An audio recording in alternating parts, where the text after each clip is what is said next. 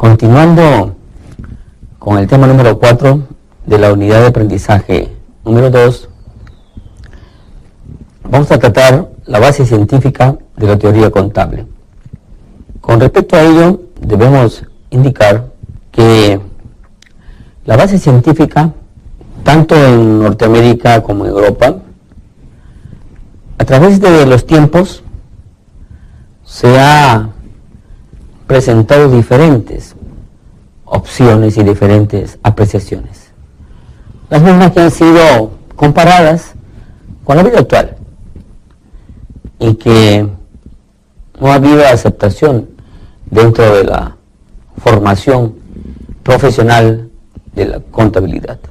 Los principios, como consecuencia de ello, se presentaron, han sido causa interesante de muchas conferencias, de muchos congresos, de muchos seminarios y de muchas charlas, de modo tal de que se puedan establecer principios importantes para coadyuvar a la gestión empresarial y sobre todo acercarse a la misión y a la visión de cada empresa. Como primer punto vamos a ver el punto de vista estructuralista. En lo que respecta a la expresión estructuralista, esta es referida a la profesión en sí, a la institución en sí, a la estructura del gremio. Es por ello que la teoría contable es una alternativa interesante para tener parangones y motivos principales en la investigación científica, que ésta sirve como sustento primordial, como una base fundamental, en virtud de tener una concepción real de la situación, actualizada, es decir, una doctrina que nos pueda servir en el gremio de la contabilidad. Al revelar los diferentes adelantos y sobre todo los estudios respecto de estas teorías o de las teorías contables, se toman los siguientes aspectos respecto de los objetivos tectónicos del conocimiento contable. Esos objetivos que son primordialmente identificados de modo tal de que el conocimiento pueda ser aplicado hacia estos objetivos y en función a ello resulten lo que se espera de cada empresa. La racionalidad científica, es decir, que exista en los medios científicos una actitud equilibrada, una actitud ponderada, para que la aplicación de los procesos y los conocimientos contables sea de la mejor manera. La dinámica evolutiva del pensamiento contable, ello significa la praxis o la forma como se ha desarrollado el pensamiento del campo de la contabilidad. Para elaborar técnicas y modelos contables basados en el enfoque estructuralista, tales como, por ejemplo, la contabilidad matricial, es decir, una base primordial, una base maternal o una base paternal. Y en relación al método ortogonal, esto se refiere a aquellas proyecciones encuadradas dentro de las bases fundamentales.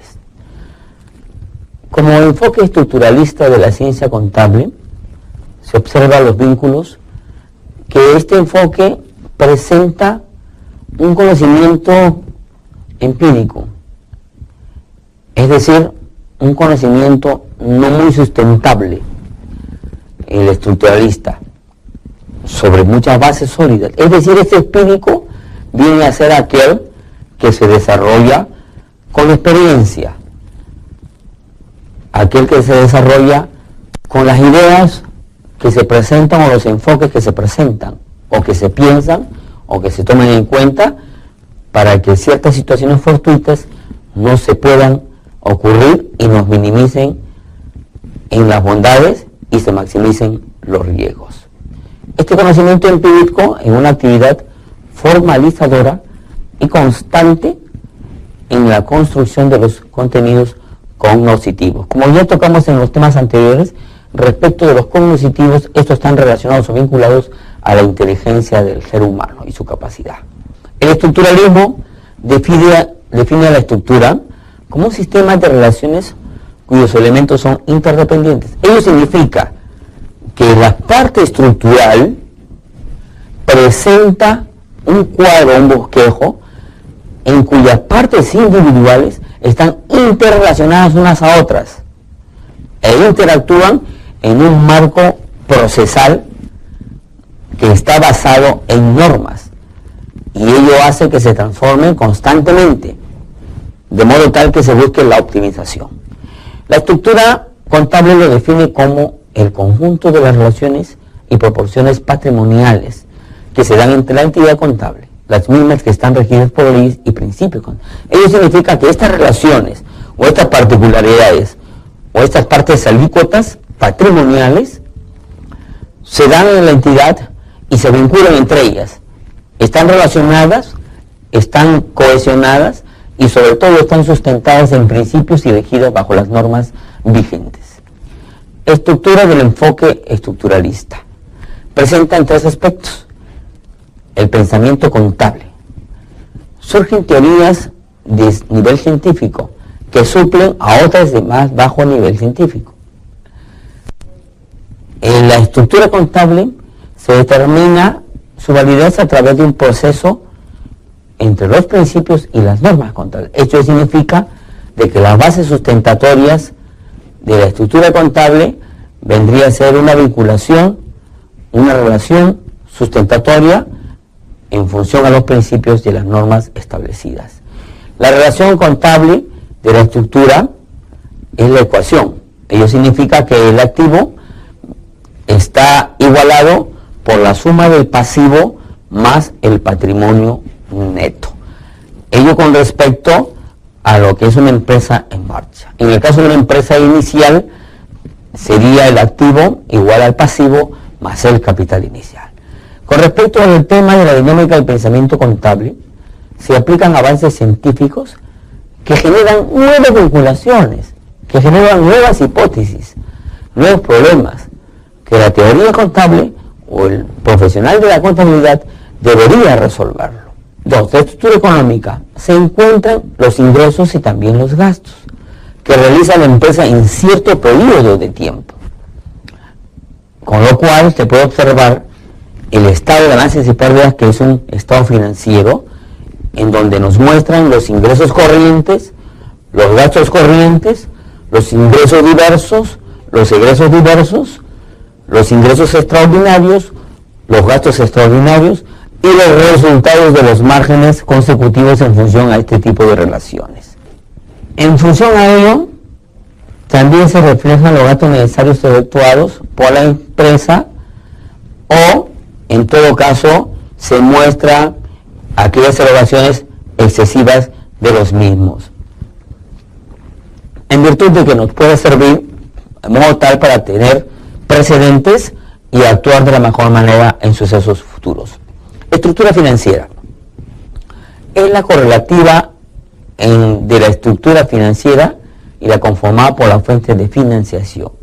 Es decir, toda institución tiene una estructura financiera, un régimen de estructura financiera. En función a ello, a las unidades organizativas que tienen ciertas actividades, ellos participan de modo tal de que la parte financiera o el aspecto financiero pueda desarrollarse de la mejor manera.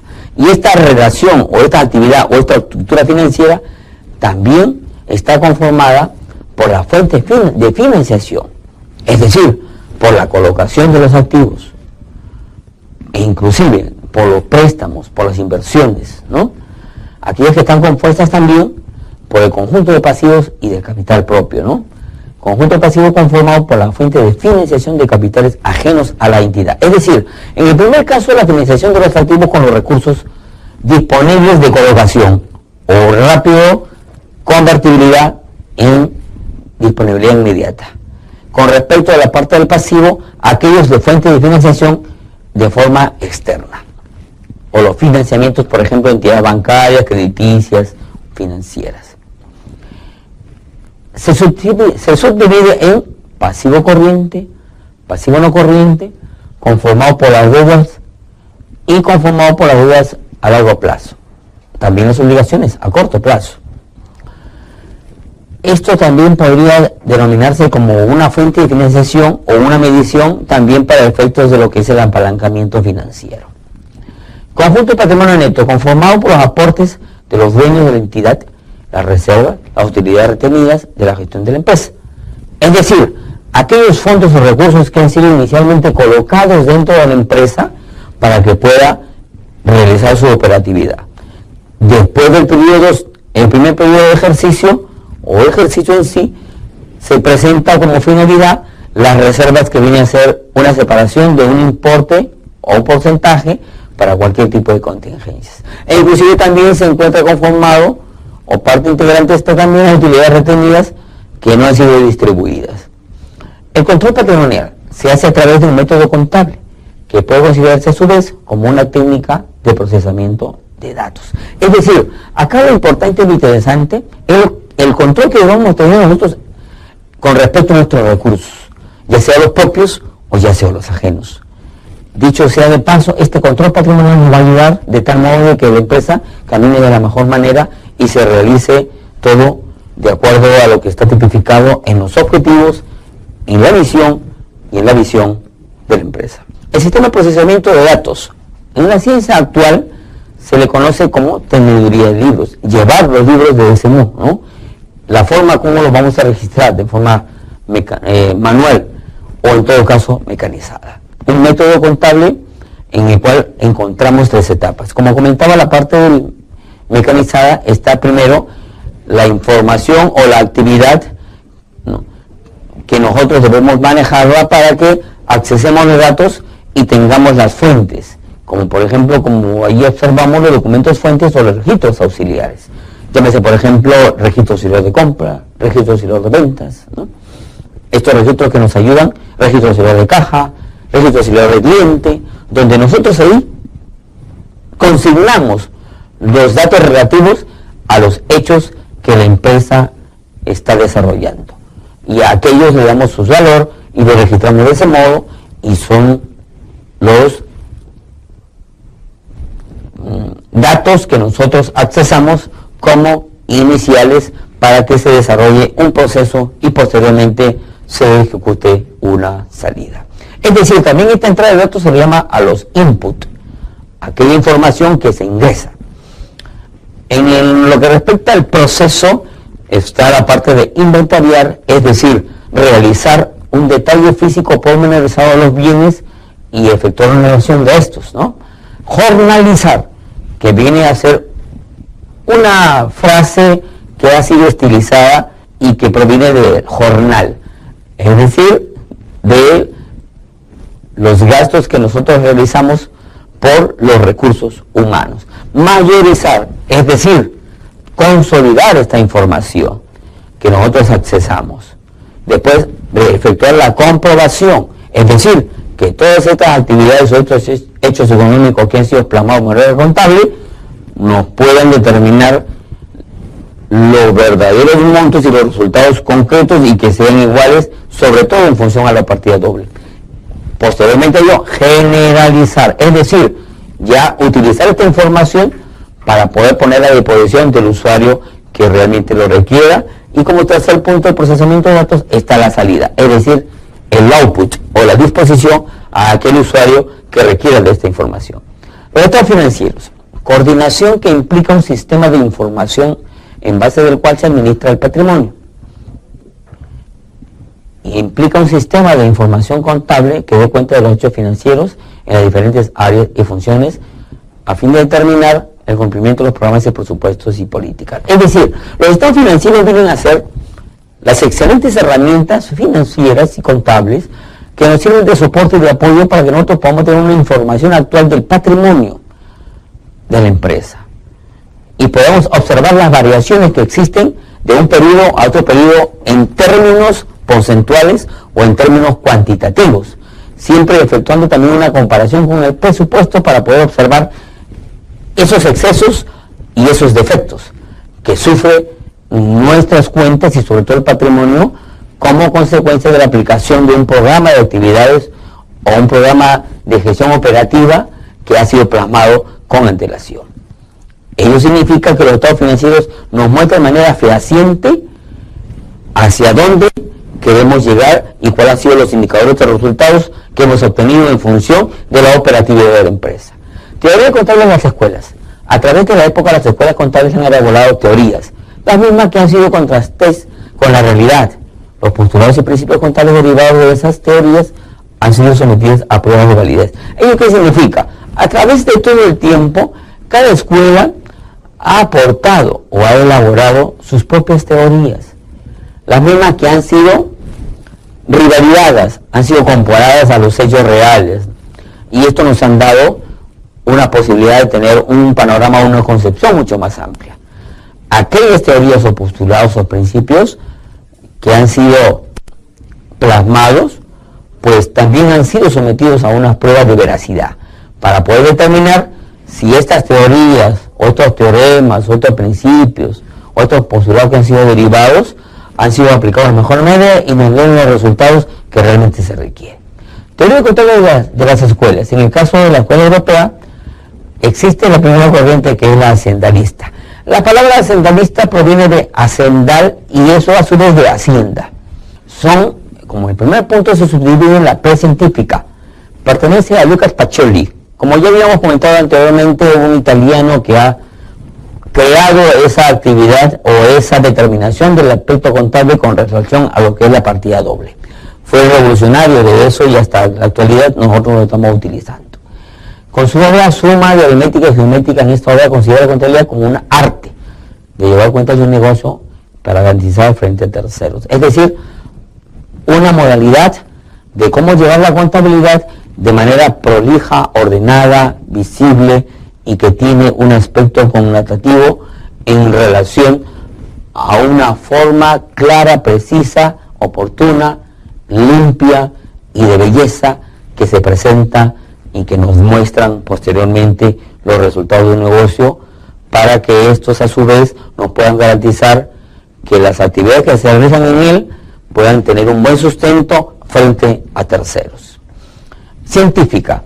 Como representante tenemos a Giuseppe Cervoni, italiano, nació en 1827 y falleció en 1917. Él causó impacto cuando proporcionó una nueva modalidad de un nuevo sistema contable, cuando se realizó en el Congreso italiano. También consideró la logismografía como un aspecto importante e interesante. Y determinó y plasmó cómo tendría que presentarse la obligación de cada persona y los derechos también. Es decir, presentar de forma independiente a los cargos y a los abonos, a los derechos y a las obligaciones, y sobre todo presentarlo en forma independiente por cada una de las personas involucradas en los regímenes de transacciones económicas financieras. En la parte número 2 del corriente controlista, en el punto número 2, la corriente tiene como representante a Fabio Vesta. Fabio Vesta, un italiano que se opone a Cervoni, ¿no?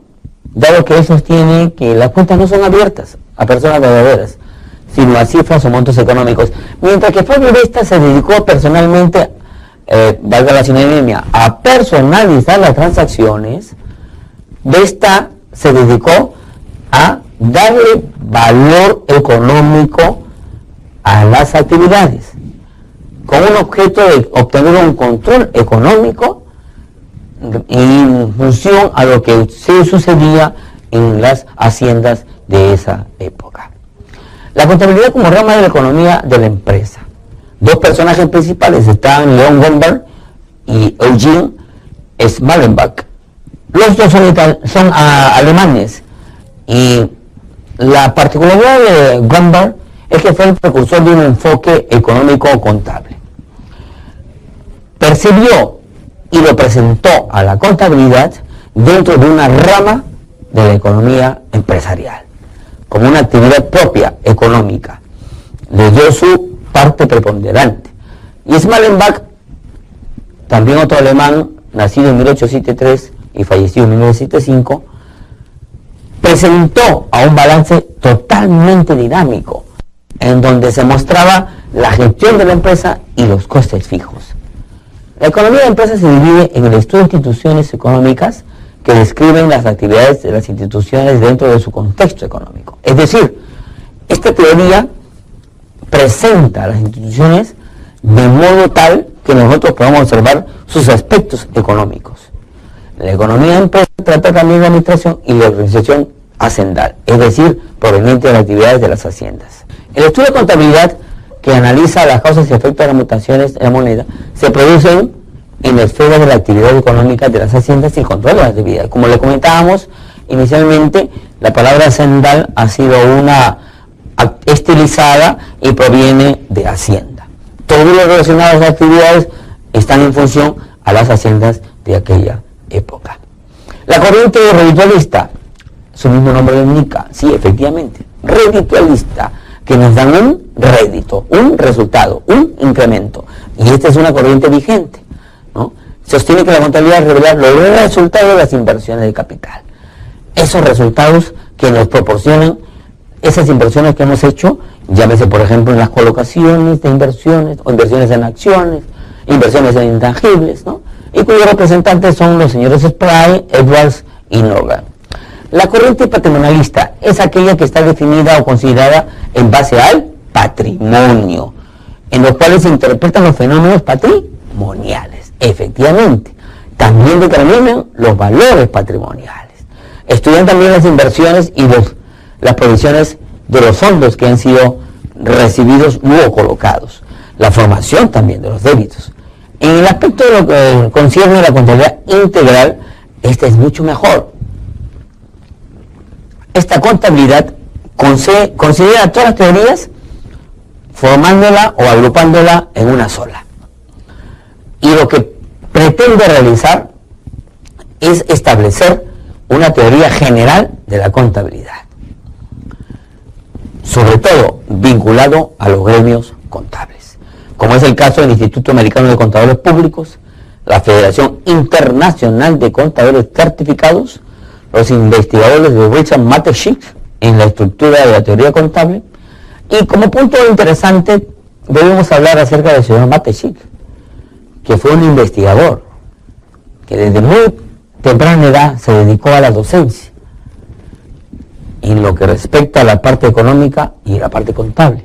Tuvo un doctorado, y si nosotros hablamos acerca de la persona, fue un caballero muy cordial, con mucha entrega, muy amistoso. En la escuela norteamericana, Teoría de la Propiedad, tiene como objetivo fundamental de la contabilidad determinar la participación patrimonial, la participación de la propiedad, el porcentaje que cada uno tiene dentro de la propiedad. La teoría de los fondos refuta la propiedad, obviamente, ¿no? Pero lo que sucede es que la propiedad es determinado de forma individual, de forma personalista, ¿no? Y sobre todo en la de fondos se aplica a tipos de organizaciones con diferentes giros de negocio a los usos económicos que han sido establecidos. Teoría de identidad, y este es el último paso, considera a la empresa independiente dentro de los dueños. Las escuelas norteamericanas elaboran la teoría contable, parte de la ecuación básica de la contabilidad. Como lo dijimos en forma inicial, al comienzo, valga la sinonimia de este nuevo tema, la vinculación o la relación en lo que respecta al patrimonio, que viene a ser igual, que el activo que viene a ser igual al pasivo más el patrimonio neto.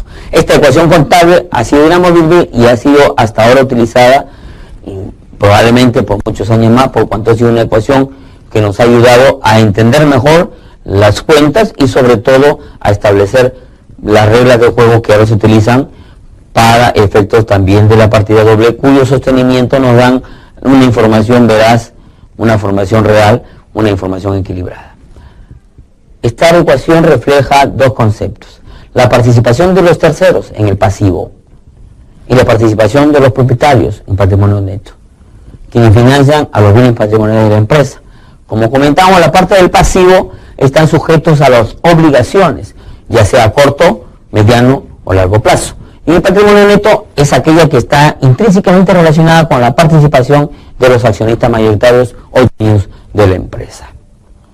Bien, hasta aquí este punto de estos temas número 4 con respecto a la unidad número 2. Y los invito a tener ese espíritu de investigación que también tuvo Mateschitz, a tener ese espíritu de proponer algo mucho más importante que cause impacto dentro del sistema contable, como lo tuvo Cervoni. También a Pacioli, que descubrió la partida doble, base fundamental que hasta ahora nos está sirviendo para que nosotros nos desarrollemos de la mejor manera con una visión futurista. También tener esa concepción de investigación que tuvo León Gomberg respecto de un enfoque económico, darle el valor sustantivo a nuestro trabajo en la profesión contable, darle el valor primordial que el tiempo tiene su costo, y dentro del costo también está aquel esfuerzo que hicieron nuestros antecesores peruanos con respecto al modo como ellos pudieron optar por una medida importantísima de control utilizando los campos. Resaltemos a nuestros ancestros como una cultura importante, trascendente e interesante, cuya actividad fue muy organizada, muy ordenada. Pues me presento aquí para crearles valor a ustedes en base a los 3 sustentos principales: la información, los recursos humanos y los recursos de la tecnología o bienes de capital, o en todo caso la parte material, como 3 pilares fundamentales para que, coadyuvados a ellos, podamos tener buenos procesos, buenas alternativas de solución, buenas propuestas de valor a los clientes, su aceptación de ellos por consecuencia, y una vinculación duradera mediante la fidelización con los clientes. En virtud de ello, obtener los resultados que nosotros esperamos y que se plasmen en aspectos tangibles para el bien de la empresa, para el bien de la sociedad, para el bien de nosotros, para el bien de nuestras familias y para el bien del país. Es por ello que yo me inclino una vez más a que puedan tener esa concepción y esa visión, esa inquietud de buscar mejores procesos, de buscar mejores alternativas, combinar los elementos de información que tenemos, la tecnología, por ejemplo, las estadísticas, por ejemplo, la parte legal, las matemáticas financieras, por ejemplo, coadyuvarlos, unirlos como recursos fundamentales en un balance scorecard, y eso nos puede servir para que tengamos una excelente propuesta de valor y aquellos intangibles lo podamos convertir rápidamente en tangibles beneficiosos para nosotros, nuestras familias, el país y el universo entero. Bien, concluimos con esta segunda unidad de aprendizaje. Le doy las gracias por su atención, por esa cordial paciencia y sobre todo, algo más interesante, que la esencia está dentro de ti, está dentro de tu corazón. Y si tú lo descubres, activas ese brillo que hace activarse todo el brillo exterior de tu persona. Por ende, serás único, especial y maravilloso. Alegría para todos y orgullo para la familia. Muchas gracias.